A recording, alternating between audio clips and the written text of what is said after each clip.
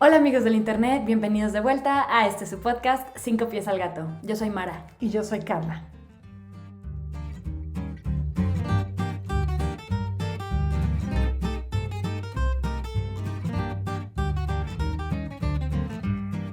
El día de hoy vamos a estar hablando de un capítulo sumamente interesante, el capítulo número 22 de las 48 leyes del poder de Robert Greene. Y este capítulo se llama Utilice la táctica de la capitulación, transforme la debilidad en poder. Capitulación igual a... rendirse. Sí. Enseñar la pancita. Sí. Leyendo este capítulo, ya entraremos en detalles, pero lo primero que pensé es... Mis papás tienen aquí en la casa una jauría, porque no hay otra manera de expresar lo que es, de perro salchicha. Es chistosísimo, es lindísimo ver a 4 perros salchicha corriendo para acá y para allá. Y tienen jerarquías y todo, es un tema muy dominado. Originalmente eran 3, pero yo tenía a una en mi casa, por cuestiones personales, la trajimos a casa de mis papás a que se incorporara a la manada. Ahora, en la manada original había una hembra y 2 machos, y la hembra era la hembra alfa y la líder de la manada. Así es. A la hora de que intentamos incorporar a Luna, se llamaba nuestra perrita, pues por supuesto que a la otra no le cayó nada en gracia. Le fue como en feria. No, sí, de verdad, llegó y rápidamente se encargó en demostrarle quién era la jefa. Mi perrita Luna, en lugar de ponérsele al brinco, de ponérsele al tú por tú... Porque es más grande y más fuerte, más joven. Y más joven, dijo, no hay problema, aquí tú eres la jefa, y le puso la pancita como para enseñarle, me rindo, tú aquí eres la jefa. Sacó la bandera blanca, sí, y dijo, me rindo. Tú eres la jefa, no te preocupes, no soy una amenaza. Así es. Le funcionó la estrategia, la adoptaron en la manada rápidamente, y hasta el día de hoy es muy feliz. ¿Y qué tantas veces tú pones la pancita? Pues es que hay veces donde uno tiene que aprender, ¿no? Cuando estás en una posición donde tienes las de perder. Sí, y hay algo que a mí me dejó este capítulo y me puso a pensar largo y tendido. La debilidad no está mal, no es mala la debilidad, ¿sí? Y mostrar debilidad en ciertos momentos... es estratégico. Es muy estratégico, sí, y genera un enorme poder. Sí. Porque uno tiene que conocer sus propios límites. Híjole, sí. No te pongas con Sansón a las patadas, dice por ahí el dicho también, ¿no? Totalmente. Sí, esta ley se parece un poquito a la anterior, estábamos platicando, pero tiene sus diferencias. Claro. Porque en una es hacerse el tonto, sí, y aquí es más bien... estoy leyendo cómo está la circunstancia alrededor de mí, tengo las de perder, estoy contra alguien más fuerte que me supera, una situación más grande que yo, digamos, y en este momento decido sacar la banderita blanca y decir, no te preocupes, tú ganas, y no quiere decir que te estés rindiendo del todo, y Robert Greene lo dice, no quiere decir que te humilles y que tampoco así, ay, no, maestro, no, más bien quiere decir, ahorita, como dicen, estoy perdiendo la batalla, no la guerra. Así es.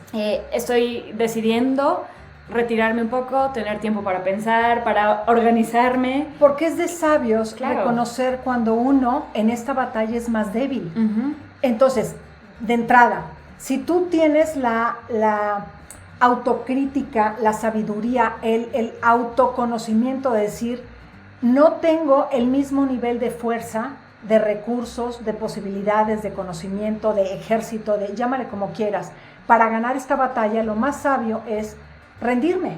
Uh-huh. Es decir, ¿sabes qué? Literalmente capitulo, entrego la fortaleza, esta no es la mía.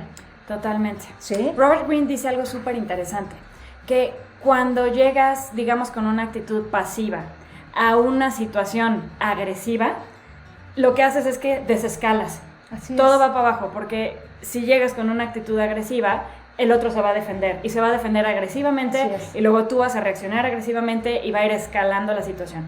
Sí. En cambio, si el otro, por ejemplo, yo pensé en una pelea, ¿no? Personal, puede ser una relación amorosa, la clásica pelea, ¿no? En la que, en este caso, supongamos que el otro tiene razón, pero pues tú también estás enganchado y el otro tiene las de ganar, digamos, porque sí, tal vez tú hiciste algo incorrecto, pero pues entras al principio queriendo ganar la pelea, entonces empiezas a atacar y atacar y atacar, pues el otro se enoja más y ataca de vuelta y va subiendo, pero tú tienes las de perder porque el otro tiene la razón.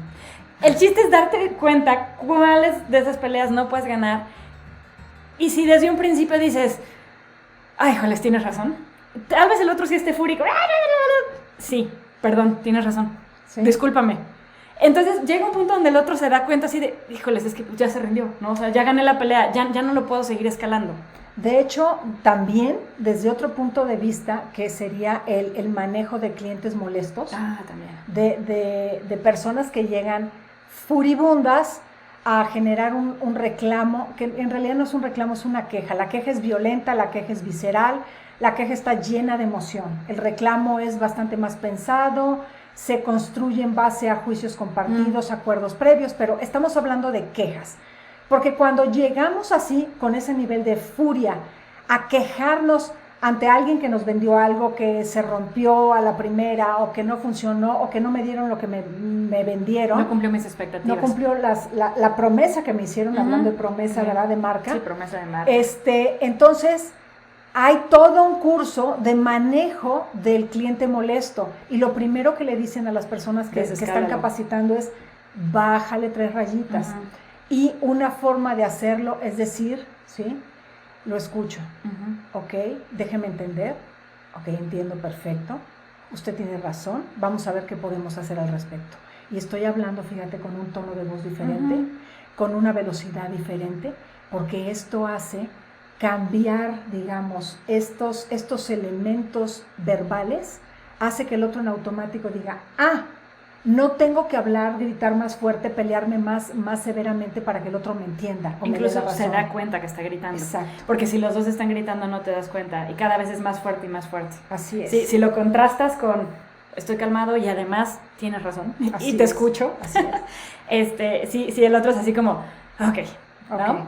Sí, la verdad creo que todos lo hacemos. No le habíamos puesto nombre, pero bueno, es de sabios saber cuando metiste la pata, cuando no tienes razón o cuando no tienes las de ganar, simplemente. No tienes poder. Sí, cuando no tienes poder. Y yo vuelvo a repetir algo interesante, la debilidad no es pecado. Y Robert Greene pone un ejemplo que a mí me gustó muchísimo, porque a mí me encanta la historia. Y entonces dice que bueno, los atenienses, que todos sabemos que fueron un pueblo eminentemente práctico en la historia, que además eran muy poderosos en esos momentos, que digamos que estaban al tú por tú con los espartanos, que también eran un pueblo muy poderoso. Había una islita, había una pequeña isla que se llamaba Melos, y esta isla de Melos había pasado de ser parte, digamos, de aliado tanto de Esparta como de Atenas, pero en ese momento era aliado de Esparta. Y entonces los atenienses pues quieren quedarse con Melos porque era una isla estratégica, y en un momento dado van con la gente de Melos, con los poderosos de Melos, y le dicen, oigan, pues en realidad pues nosotros queremos quedarnos con la isla. Como ven, o sea... Sí, hablando en plata, móchense. Hablando en plata, entreguen su bandera, pues. Sí. O sea, en pocas palabras, ríndanse, porque ustedes no son más poderosos que nosotros y los espartanos no van a venir a ayudarlos. Claro. Y entonces los otros se ponen dignos y dicen, claro que sí nos van a venir a ayudar los espartanos, pues si somos parte, ¿no?, de su poderío, etcétera, y claro que nos van a venir a rescatar. No nos rendimos. Después de analizarlo, los poderosos, los ancianos dicen, pues ¿qué creen? Que no nos rendimos. Y se ponen al tú por tú. Muy dignos. Muy dignos, se ponen al tú por tú con los atenienses. Y entonces, yo aquí, la rendición lleva implícito un gran poder. O sea, pero ellos no tuvieron en cuenta esto, que rendirse en ese momento era conservar lo valioso de su pueblo, de su gente, de sus riquezas, de sus recursos, porque iban a pasar a ser parte de Atenas y no a pelearse con Atenas. Bueno, claro, decidieron pelearse. Es que sí. ¿Y ya crees que cómo pasó? Acabó la cosa, ¿No? Pues no, sí. Obviamente. ¿Sabes? Es un poco la diferencia, obviamente hay muchísimo contexto histórico que ver en esto, pero a grandes rasgos es un poco la diferencia. Cuando llegaron las culturas europeas a colonizar, a invadir América, ¿qué le pasó a las tribus que pelearon ferviente y violentamente hasta que no quedó ni uno de ellos, contra las que en algún momento decidieron hacer pactos? Sí. Y decir, bueno, a ver, claramente no tenemos el poderío militar contra el que nos estamos enfrentando, y es o acabar con mi cultura por dignidad, o pues vamos a integrarnos a la tuya y vemos cómo le hacemos y logro rescatar un poco de lo que me queda, ¿no? Fíjate que aquí sí, y también pensé en lo mismo. Uh-huh. Y Robert Greene dice algo que a mí me llamó poderosamente la atención, porque no lo había yo pensado de esta manera. Decía, la rendición lleva implícito un gran poder. Adormecer al enemigo y hacerlo sentir seguro es ganar tiempo. Uh-huh. Entonces dice, ok, muchas veces tú no tienes las de ganar en ese momento y aceptas la rendición, pero ya, digamos, adormeciendo, dejando tranquilita a la fiera, entonces tienes tiempo y tienes posibilidad de armar la venganza o armar un contraataque, claro, o reunir más fuerza para poder entonces recuperar lo tuyo. Pero si te pones al tú por tú cuando tú no tienes igualdad de circunstancias de poder, llévalas de perder, como esta isla de Melos. Tenemos una historia familiar súper dramática que me vino a la cabeza. Un bisabuelo nuestro murió a manos de un apache. Ay, sí, ¿recuerdas? Sí. La historia a grandes rasgos, estamos hablando de hace más de 100 años. Nuestro bisabuelo trabajaba en los ferrocarriles de México, y en el norte de México en ese entonces, en los desiertos, todavía había tribus apaches. Uh-huh. Entonces la gente que ponía las vías de los trenes siempre tenía que ir obviamente armado, porque pues los apaches eran famosos por ser bastante agresivos. Entonces están poniendo vías en un tramo, llega una tribu de apaches a atacarlos y pues tristemente matan a todos. Se dan cuenta que los apaches traían un niño pequeño. No lo matan y nuestro bisabuelo decide llevárselo a casa. Y pues es un niño, ¿no? Pues, ¿qué voy a hacer? Ni modo que lo maten, me lo llevo y lo adopto. Sin embargo, sí era un niño, pero no era un niño tan chiquito como para que no se acordara de lo que había sucedido. Era un niño ya un poco más grande, supongamos que tenía 5 o 6 añitos. Parece película, ¿verdad? Sí, pero fue cierto. Fue cierto, esto sucedió. Se lo llevó a casa, bueno, lo acogió, creció, le dio de comer, vivió con ellos muchos años y bueno, pues cuando el chico creció, se volvió un hombre adulto, fuerte. Grande y fuerte. No recuerdo exactamente, o esto tal vez es hablando de película de mi imaginación, pero creo que mientras dormía lo mató en venganza. Eso no me acuerdo, pero sí sé que lo mató. Sí. Lo mató. Entonces, a eso se refiere Robert Greene, y es una muy buena historia. Claro, en ese entonces era pequeño, era indefenso, no tenía las de ganar. Pasaron los años, digamos que fue conociendo al enemigo, y la venganza es un plato que se sirve mejor frío. Así es. Y bueno, cuando vio su oportunidad no se le olvidó y cobró venganza en este caso. Claro, y aquí podemos decir que es mucho más estratégico pensar en el largo plazo que en el corto plazo. Uh-huh. A estos de la isla de Melos, el corto plazo les ganó el orgullo y la dignidad y dijeron no nos podemos rendir. Y a largo plazo hubiera sido mucho más conveniente decir, sí, te entrego la isla y ya después la recuperaré, me vuelvo a aliar con los espartanos, qué sé yo. Pero no lo pensaron así. Entonces, hay un principio universal que dice, lo que resistes, persiste. Y entonces, entre más te peleas con el otro también más eleva, como decías tú, la escalada a sus fuerzas, y esto se convierte en una historia sin fin. Sí. El cuento de nunca acabar.